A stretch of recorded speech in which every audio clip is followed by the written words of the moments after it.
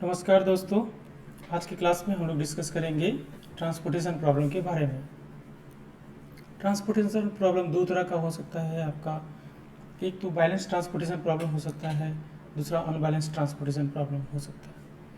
Balance transportation problem हो सकता है, अनबैलेंस ट्रांसपोर्टेशन प्रॉब्लम हो सकता है। बैलेंस ट्रांसपोर्टेशन प्रॉब्लम में क्या होगा कि आपका सप्लाई और डिमांड आपस में इक्वल होंगे। अनबैलेंस ट्रांसपोर्टेशन प्रॉब्लम में क्या होगा कि वो दोनों आपस में इक्वल नहीं होंगे। अगर आप वो दोनों आपस में इक्वल नहीं है, सप्लाई और डिमांड, तो क्या करेंगे अभी हम डिस्कस करेंगे। एक केस हो सकता है कि सप्लाई डिमांड से ज़्यादा है, दूसरा क्या हो सकता है कि सप्लाई डिमांड से कम। अगर आपका सप्लाई डिमांड से ज़्यादा है, अगर आपका सप्लाई डिमांड से ज़्यादा है तो हम क्या करेंगे कि एक डमी मार्केट को इंट्रोड्यूस कर देंगे। अगर हमारे पास डिमांड सप्लाई से ज़्यादा है तो हम क्या करेंगे, डमी फैक्ट्री इंट्रोड्यूस करेंगे। ये जो डमी हम यूज करेंगे उसमें क्या होगा कि जो भी ट्रांसपोर्टेशन कॉस्ट होगा वो जीरो होगा, क्योंकि यह एक डमी है। हमने ट्रांसपोर्टेशन प्रॉब्लम को ऑप्टिमाइज करने के लिए, उसको सॉल्व करने के लिए हमने इंट्रोड्यूस किया है। ट्रांसपोर्टेशन प्रॉब्लम को सॉल्व करने के लिए हम क्या करेंगे, इसको दो पार्ट्स में सॉल्व करेंगे। एक में हम क्या करेंगे, इनिशियल सोल्यूशन फाइंड आउट करेंगे, और दूसरा में क्या करेंगे, हमें जो इनिशियल सोल्यूशन मिलेगा उस इनिशियल सोल्यूशन का, जो इनिशियल बेसिक फिजिबल सोल्यूशन मिलेगा उस इनिशियल फिजिबल सोल्यूशन का हम करेंगे ऑप्टिमाइजेशन करेंगे। और initial basic feasible solution find out करने के लिए, इनिशियल सोल्यूशन फाइंड आउट करने के लिए हमारे पास तीन तरीका है। फर्स्ट तरीका हमारे पास कि हम या तो हम यूज कर सकते हैं नॉर्थ वेस्ट कॉर्नर मेथड, दूसरा तरीका है हमारे पास लीस्ट कॉस्ट मेथड, और तीसरा तरीका है हमारे पास वोगल्स अप्रोक्सीमेशन मेथड, जिसको हम बोलते हैं वैम मेथड। हमारे पास जब इनिशियल फिजिबल सॉल्यूशन मिल जाए तो हम क्या करेंगे, उसको ऑप्टिमाइज करेंगे, और उसको ऑप्टिमाइज करने के लिए हमारे पास दो तरीका है। या तो हम यूज कर सकते हैं मॉडिफाइड डिस्ट्रीब्यूशन मेथड को, या हम यूज कर सकते हैं स्टेपिंग स्टोन मेथड। ये दो तरीका है जिससे हम सॉल्यूशन को ऑप्टिमाइज कर सकते हैं, और तीन तरीका है जिससे हम क्या कर सकते हैं कि इनिशियल सॉल्यूशन फाइंड आउट कर सकते हैं। अभी एक प्रॉब्लम के साथ हम इन तीनों तरीका को हम डिस्कस करेंगे। आज की क्लास में हम डिस्कस करेंगे कि कैसे हम initial basic feasible solution find out कर सकते हैं, और कैसे हम यूज़ कर सकते हैं नॉर्थ वेस्ट कॉर्नर मेथड को, लीस्ट कॉस्ट मेथड को, और वोगल्स अप्रोक्सीमेशन मेथड को। एक क्वेश्चन उठाते हैं और उस क्वेश्चन की मदद से हम क्या करेंगे कि ये जो तीनों तरीका है जिसमें हम basic feasible solution find out कर सकते हैं उसको डिस्कस करेंगे। ये हमारे पास एक सिंपल क्वेश्चन है, एक प्रॉब्लम है, एक ट्रांसपोर्टेशन प्रॉब्लम है। इसका हमें क्या करना है कि एक optimum transportation schedule find out करना है, और हमें क्या करना है कि मिनिमम ट्रांसपोर्टेशन कॉस्ट कितना होगा वो हमें डिस्कस करके बता देना है कि इस गिवन क्वेश्चन का क्या मिनिमम ट्रांसपोर्टेशन कॉस्ट हो। इस केस में हमारे पास तीन सप्लाई है और हमारे पास तीन डिमांड है। सप्लाई हमारे पास तीन है और डिमांड भी हमारे पास तीन है। सप्लाई और डिमांड यहाँ पे गिवन है हमारे पास कि सप्लाई आपका इस तरह से है और डिमांड ऐसा ऐसा है। सप्लाई को अगर हम ऐड करेंगे तो ये हमें 195 मिलेगा, डिमांड को भी ऐड करेंगे तो हमें 195 मिलेगा। तो इस तरह से हम कह सकते हैं कि ये जो क्वेश्चन है ये आपका बैलेंस ट्रांसपोर्टेशन प्रॉब्लम का एक एग्जाम्पल है, जिसमें आपका क्या है, सप्लाई और डिमांड आपस में बराबर है। यहाँ पे जो एक छोटे बॉक्स में दिया है ये आपका ट्रांसपोर्टेशन कॉस्ट है। इसका मतलब है कि अगर आपने कोई S1 सोर्स से अगर आपने D1 डिमांड को फुलफिल किया है तो आपको 8 यूनिट का कॉस्ट देना होगा। ठीक है, लाइक दैट आपका है कि S2 से S1 से D2 में अगर आपको आपने कोई सप्लाई डिमांड दिया है, सप्लाई दिया है, तो आपको 21 का कॉस्ट देना होगा, 21 यूनिट का कॉस्ट देना होगा।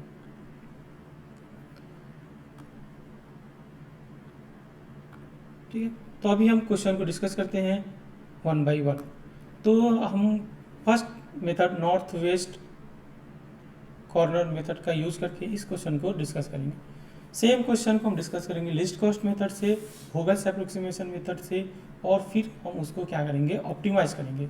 आज की क्लास में डिस्कस करेंगे तीन मेथड जिससे हम initial basic feasible solution find out कर सकते हैं, और वह तीन मेथड जो होगा आपका वो होगा north west corner method, list cost method और वोगल्स अप्रोक्सीमेशन मेथड। हम नॉर्थ वेस्ट कॉर्नर मेथड में क्या करते हैं कि हमें पता है कि नॉर्थ वेस्ट कॉर्नर को कैसे डिनोट करते हैं ग्राफ पेपर पे। तो नॉर्थ वेस्ट कॉर्नर को हम डिनोट करते हैं कैसे, इस तरह से हम डिनोट करते हैं नॉर्थ वेस्ट कॉर्नर को। ऊपर में नॉर्थ होगा, नीचे साउथ होगा, इधर ईस्ट है और इधर भी आपका वेस्ट है। तो नॉर्थ वेस्ट कॉर्नर जो होगा ये आपका नॉर्थ वेस्ट कॉर्नर है। तो हम क्या करेंगे, जो हमारे पास प्रॉब्लम है उसको नॉर्थ वेस्ट कॉर्नर से स्टार्ट करेंगे और यहाँ पे स्टार्ट करेंगे, नॉर्थ वेस्ट कॉर्नर से स्टार्ट करेंगे। तो यहाँ पे आपका क्या है कि आपका सप्लाई है आपके पास कितना 75 यूनिट्स का, डिमांड कितने का यूनिट्स का है 55 यूनिट्स का। तो हम क्या कर सकते हैं, इसको हम 55 यूनिट दे सकते हैं। तो हमने क्या किया 55 यूनिट दे दिए। तो इस तरह से क्या होगा कि ये जो आपका डिमांड है ये डिमांड फुलफिल हो गया। तो हम इसको क्या करेंगे, क्रॉस कर देंगे, ये क्रॉस हो गया हमारा। अगेन हम क्या करेंगे, पहले हॉरिजॉन्टल मूव करेंगे और अगेन हमारे पास दूसरा जो नॉर्थ वेस्ट कॉर्नर है वो ये हमारा नॉर्थ वेस्ट कॉर्नर है। यहाँ पे हमारे पास क्या है कि डिमांड कितना का है 65 यूनिट का है और सप्लाई कितना हो सकता है हमारे पास, हमने 55 दे दिया है तो 20 यूनिट बचा हुआ है सप्लाई के लिए। तो वो 20 हम यहाँ पे दे सकते हैं। अब हमारा क्या हो गया कि सप्लाई फुलफिल हो गया, ये हमारा सेचुरेटेड हो गया, तो ये ख़त्म हो गया। अब इधर कोई सप्लाई नहीं हो सकता आपका। नेक्स्ट जो हमारे पास नॉर्थ वेस्ट कॉर्नर है वो हमारा ये है नॉर्थ वेस्ट कॉर्नर। तो यहाँ पे हमारे पास हमने क्या किया है 20 यूनिट तो यहाँ से दे दिया है, 20 यूनिट दे दिया है तो ऑलरेडी, तो हमारे पास 45 है। यहाँ पे 45 यूनिट हम डिमांड है हमारे पास, सप्लाई है 95 का। 45 का डिमांड है, सप्लाई है 95 का, तो हम क्या करें इसमें 45 हमने दे दिया इसमें, ठीक है। नेक्स्ट तो अगेन हमारे पास क्या हो गया, ये जो कॉलम है वो सेटिस्फाई हो गया, तो इसको हम क्रॉस आउट कर देंगे। नेक्स्ट तो ये खत्म हो गया, यहाँ पे हमारे पास 45 दे दिया तो ये 50 बचा, ये 50 यूनिट 50 डिमांड हमारे पास बाकी है। तो ये 50 डिमांड बाकी है, यहाँ पे 75 यूनिट का डिमांड है और 50 सप्लाई हमारे पास बाकी है। तो ये नेक्स्ट नॉर्थ वेस्ट कॉर्नर है, तो इसमें हम क्या कर सकते हैं 50 यूनिट सप्लाई कर सकते हैं। तो यहाँ पे 50 खत्म हो गया तो ये बचा 25 का और डिमांड है D3 में हमारे पास 25 का डिमांड है। अगेन हमारे पास क्या है कि नेक्स्ट जो हमारे पास सप्लाई है वो 25 का, वो 25 यहाँ पे आ सकता है। तो इस तरह से हमारा क्या हो गया कि डिमांड और सप्लाई हमने कर दिया, जो भी डिमांड और सप्लाई थे हमने उसको कर दिया। तो यहाँ से देखेंगे कि क्या हमारा ट्रांसपोर्टेशन शेड्यूल है और क्या हमारा ट्रांसपोर्टेशन कॉस्ट।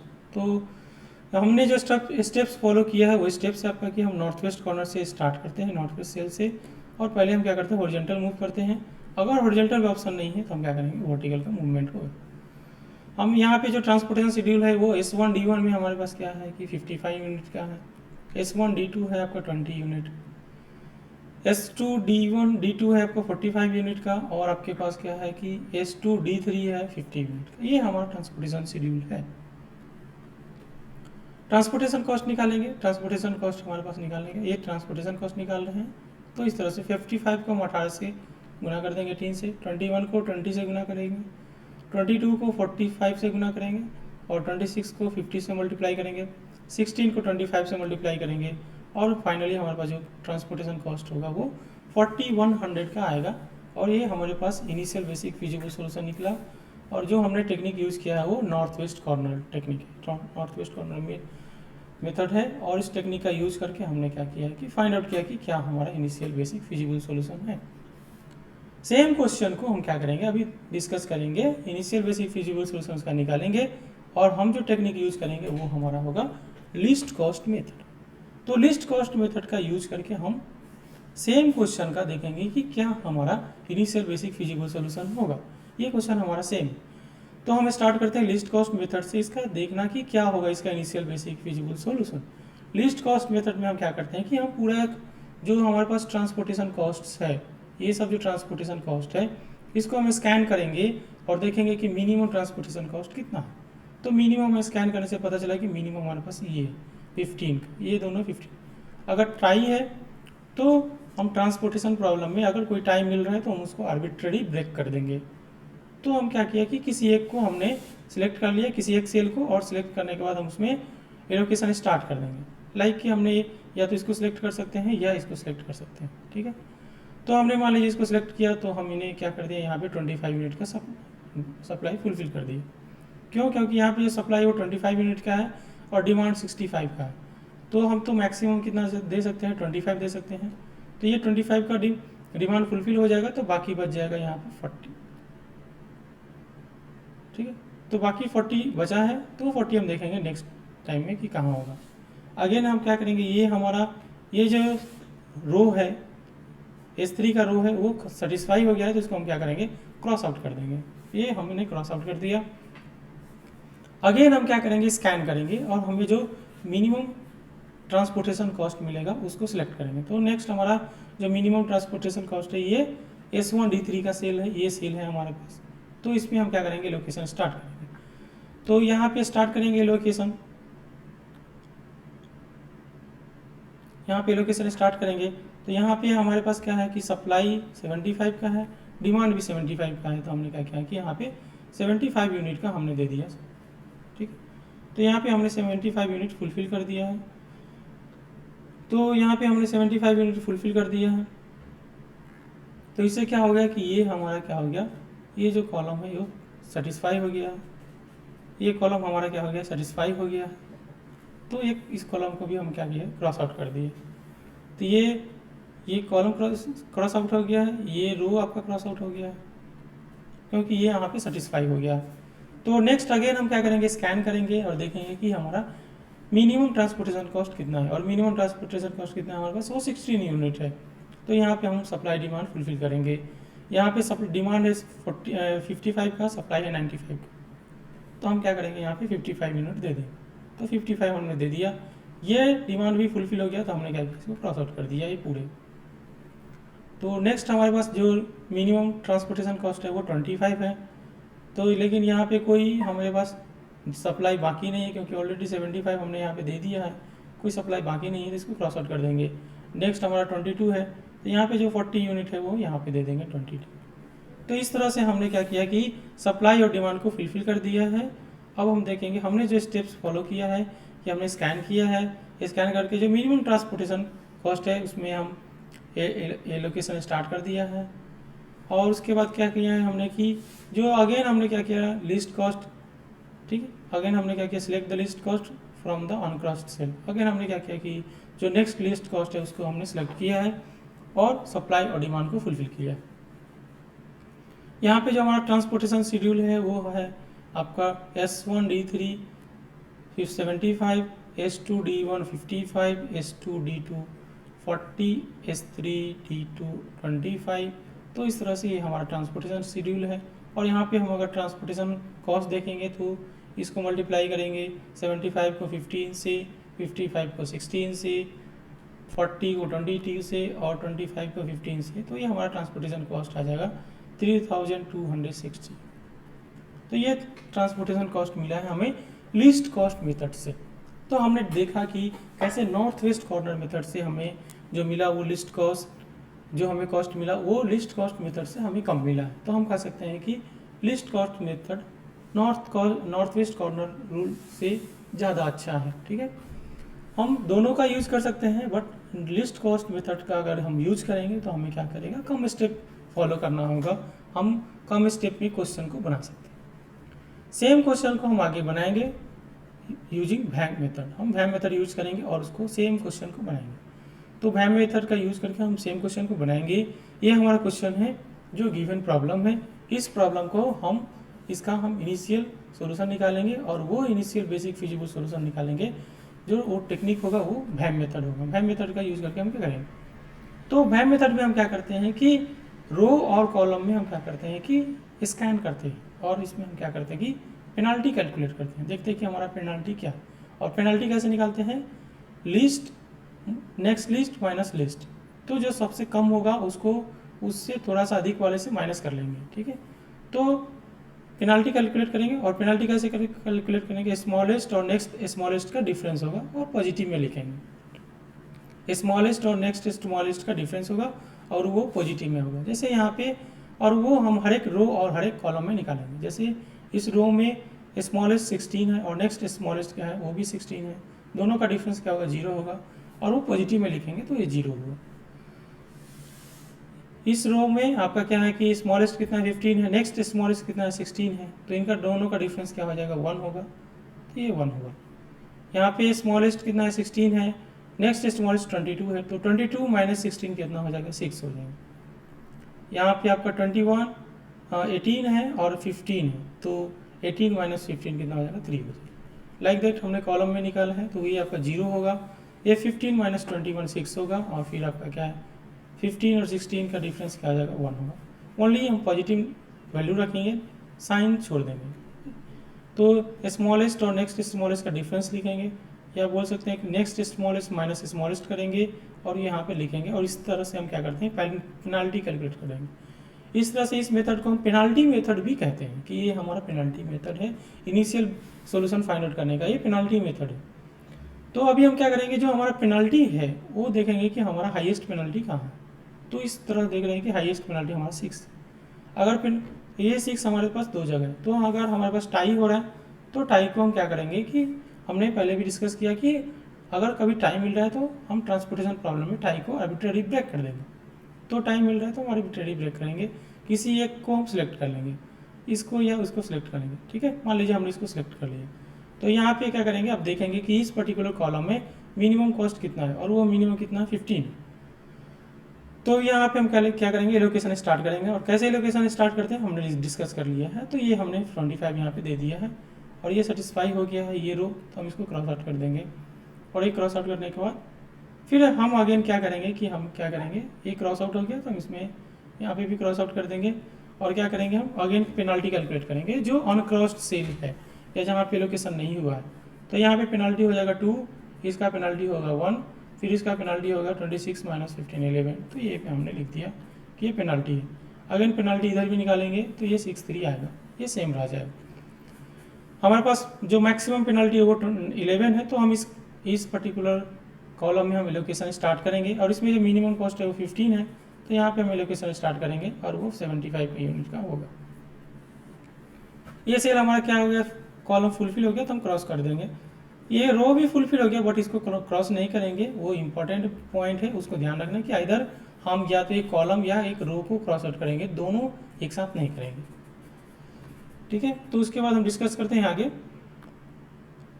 तो हमने अभी तक 2 बार पेनल्टी कैलकुलेट कर लिया है, ये हमारा क्रॉस आउट हो गया, ये भी क्रॉस आउट हो गया है, तो अगेन हम पेनल्टी कैलकुलेट करेंगे, देखेंगे कि ये पेनल्टी सेम हो जाएगा, यहाँ पे 2 और ये 1, इसमें भी पेनल्टी कैलकुलेट करेंगे, तो ये तो खत्म हो गया है, तो अभी पेनल्टी चेंज हो जाएगा। तो ये आपका क्या हो जाएगा, 22 16 का डिफरेंस 6 होगा, और 18 21 का डिफरेंस 3 होगा, तो ये पेनल्टी आपका हो गया।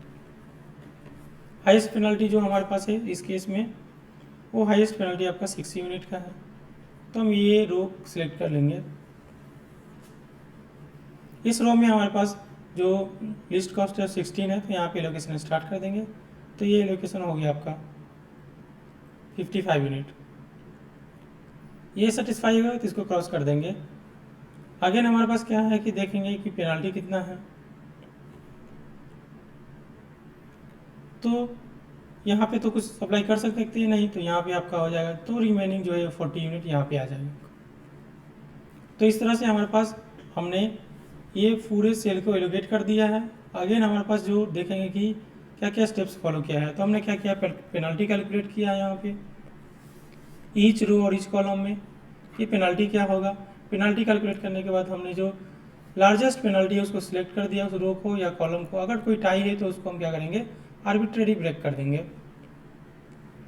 यहाँ से हमारे पास ट्रांसपोर्टेशन शेड्यूल होगा, सेम इतना होगा, और ट्रांसपोर्टेशन कॉस्ट जो है इतना है, ये सेम है जो हमें लिस्ट कॉस्ट से मिला है।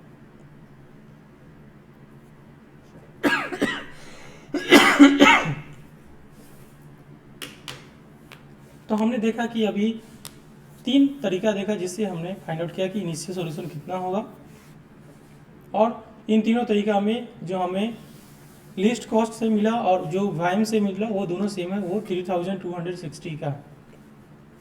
अगर तीनों तरीका में हम कंपेयर करें कि कौन सा मेथड अच्छा है, तो बेस्ट मेथड आपका क्या है, वैम मेथड है, जिससे आपको कि मिनिमम ट्रांसपोर्टेशन कॉस्ट आपको मिलेगा। हमेशा आपको मिनिमम ट्रांसपोर्टेशन कॉस्ट जो इनिशियली मिलेगा वो वैम मेथड से मिलेगा, उसके बाद आपको लिस्ट कॉस्ट से मिलेगा, और फिर आपके पास क्या मिलेगा, नॉर्थ वेस्ट कॉर्नर से मेथड से मिलेगा।